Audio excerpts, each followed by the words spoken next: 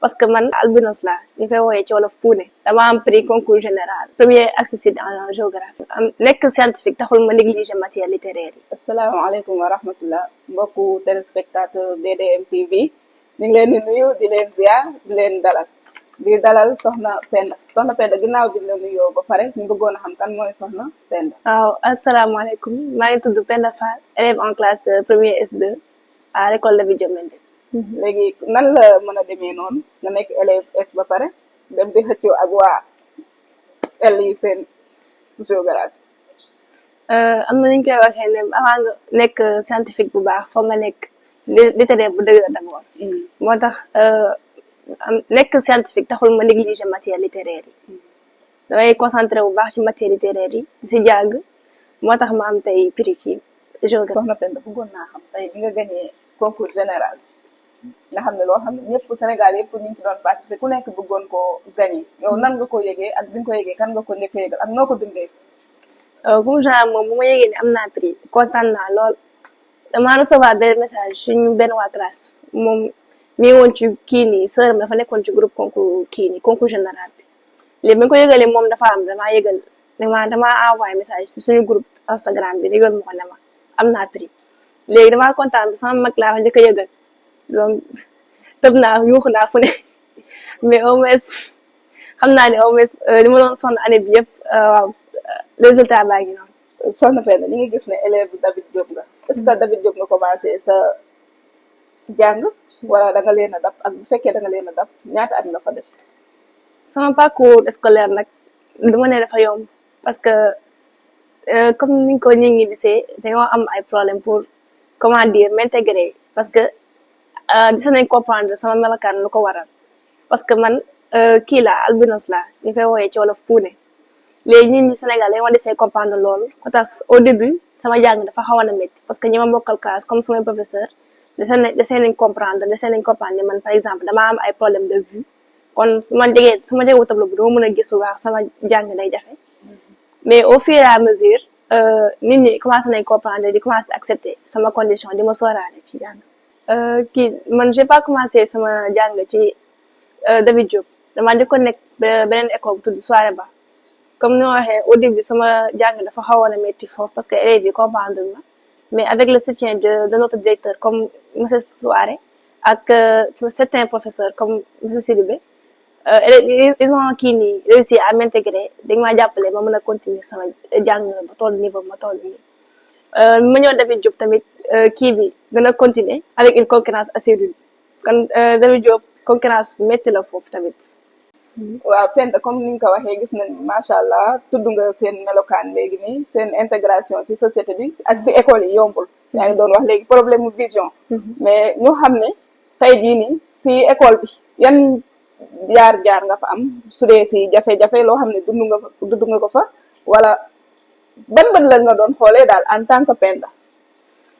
vraiment nag école Lamine Diop Mendes bi j'ai pas eu de problème à dire pour m'intégrer parce que kii ni professeurs yi ils ont compris ma condition sans que ma expliquer leen ko donc on me réservait souvent une place devant benn place fixe la am ci kanam suñu expliquer dañ may sóoraale aussi c'est suñu corrige tableau bi et tout il pense à moi et aussi côté suñu camarade de classe yi ñoom tamit comprendre nañ ma bu baax et ils ne m'ont jamais fait sentir inférieur. léegi Penda mën nañoo xam lan moo tax géographie au lieu que nga tànn yeneen matière yi nga xam ne moom moo nekk série S. parce que vraiment suñu école la ñëwoon ni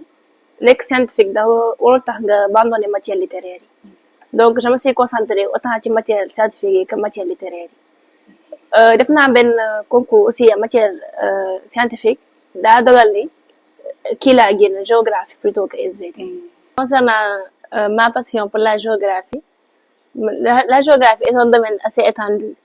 mais dama resté concentré wu ci benn partie muy les langues et l'étude de la population mooy la géo-humaine la géo-humaine m'a toujours passionnée parce que j'aime découvrir comment les autres cultures vivent, parlent ainsi que comprendre leur langue et j'ai aussi la volonté de vouloir devenir polyglotte parce que y a un membre de ma famille mon beau-frère Gana Sène qui parle plusieurs langues et qui m'inspire à vouloir être comme lui. Donc, j'essaie d'apprendre le maximum de langues possible. Et aussi, si je devais me concentrer sur le Sénégal avec l'œil d'un jeune géographe, je dirais que je notifie certains problèmes du fait que, par exemple, la jeunesse sénégalaise ne s'intéresse pas vraiment à l'agriculture, qui était d'ailleurs le sujet qu'on nous a donné lors de notre concours général. L'agriculture est un domaine qui pourrait développer, qui représente 21% du PIB et qui devrait être vraiment développé. Avec une jeunesse de 115% qui pourrait vraiment travailler dans cette agriculture et nous aider à développer le pays et plus orienter vers le secteur, les secteurs secondaires tertiaires plutôt que vers le secteur primaire, alors que ce secteur est l'une des clés principales pour pouvoir développer l'économie du Sénégal. Donc, j'aimerais amener la jeunesse à se concentrer plus et à développer des secteurs comme l'agriculture, parce que ce sont des secteurs primaires et des secteurs qui enrichissent en matière et en ressources naturelles qui peuvent forcément développer le pays, parce que le Sénégal est riche de ses sols et que ce serait vraiment très utile si on pouvait se concentrer sur comment pouvoir exploiter ces matériels-là et en se concentrant aussi sur le fait que l'agriculture est l'une des principales activités qui peut non seulement développer le pays à l'intérieur comme à l'extérieur. bi nga gagné concours boobu noonu loo xam ne daanaka Sénégal ñu bëri comme ni ma ko waxee sànq rek ñoo ko doon def ñoo ko doon xëccoo léegi yow yan effort wala lan nga def ba nga xam ne yow bokk nga si ñi ñu tànn wala bokk nga si ki ñu doon nga ki ñu tànn. Vraiment comme genre préparation bi moom lu métti la woon parce que non seulement avec cours normal yi déjà day xaw a jafe mais puis concours général vraiment foog day laaj ay sacrifice dangay dañu naan teel a yeewu 5 heures su ma jullee pare jàng ba bëgg a dee réviser leçon yi concentré wu en plus même avec Ramadan weer koor tamit noonu la doon méttee ensuite suñu heure de pause bu nekk dañ ko doon réviser ci école bi avec l'encadrement suñu professeurs yi ak ay yenn exercices suñu anciennes épreuves yi waa école bi doon fournir donc on s'entraînait H24 et aussi si waa kër tamit ils ont compris que concours général du concours bu yomb donc il m'a vraiment jàppale nañ ma ci jàng bi kii nañ ma xaw ma épargner yenn tâches ménagères yi kii jàppale nañ la épargne mais sa ginnaaw ñan ñoo fa nekkoon ñan ñoo la doon jàppale côté par exemple ñoo la doon orienté jàngal li jëlal livre bi xoolal fii wala yow loolu yow rek yaa ko defal sa bopp.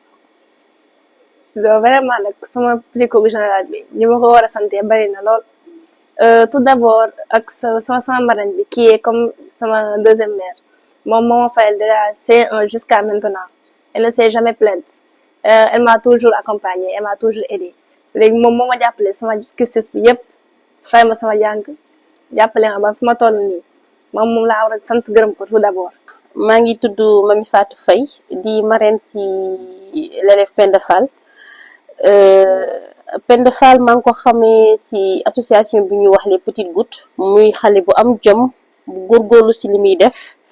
mais aussi en dehors de l'élève la personne de Penda Fall mooy xale boo xamante ni xam na ki mu doon xam ni mu bëgg xam fi mu jëm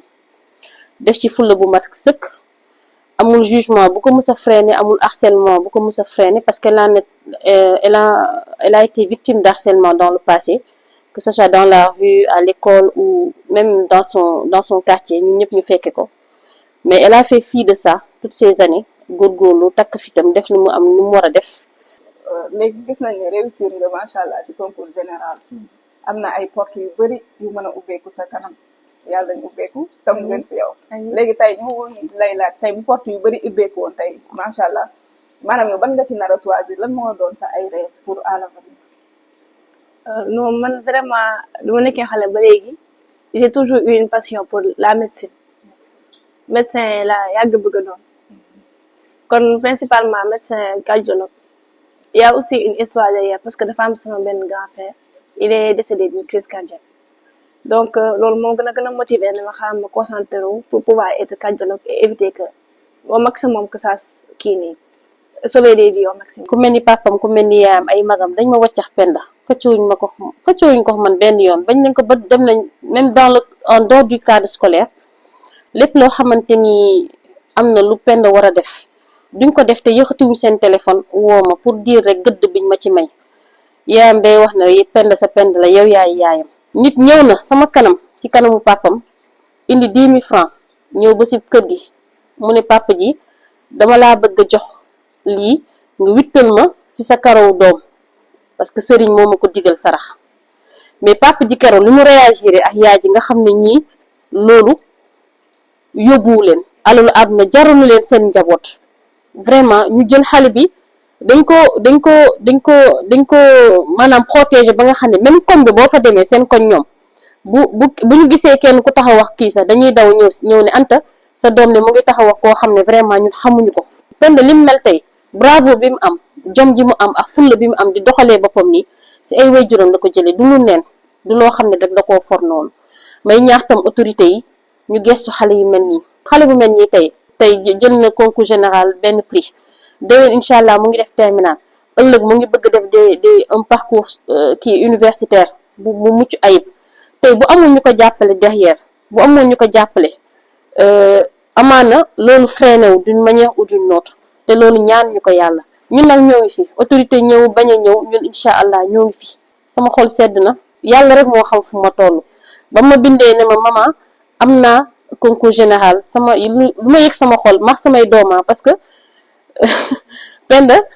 dafa bokk si man nekkatul une fille au bout de 10 ans elle a su intégrer la famille. Ensuite yaay sama yaay ma mère biologique man moom tamit elle m'a toujours kii nii valorisé man ni man jàngal ma ni man kenn gënuma léegi li ñu am ñun ñëpp war naa ko war a mën a am woon ma ni samay compétence sama melokaan taxul ma gën a suufe ñeneen ñi wala leneen moom moo ma jox sama confiance bi ma am ba yegsi ba fii. Penda sama doom la waaw mooy sama caat moom laa mujjee am na ay magam nag tubaarkàlla macha allah dañuy jàng nañu boo gisee sax ñoom ñi seen njàng mi sax ñuy jàng ni seen mag bu góor sama taaw Sidi Fall moo ko def ci ñoom ma leen daan wax dañuy xale jàng rek la mënoo def leneen lu dul jàng bu nekk xale boo xam ne nag macha allah Penda amul xarit amul ànd na foo ko fekk bu nekkul ci kaye yi télé sax du ko seetaan xale yi théâtre yi xale yi wax Penda xamu ko moom daal lu mu xam jàngi wàcc te danaan wax su ma nee ni mu ne ma téléphone ñoo xanaa bokkuma ci xale yi war a am téléphone ma naan ko bis boo amee bac di nga am téléphone waaye sama téléphone lay def lu mu bëgg a recherche ci lay jël waaye du ko moom yoonam nekkul ci TikTok yoonam nekkul ci WhatsApp yi xale yi def ma ñaanal nag mami Fatou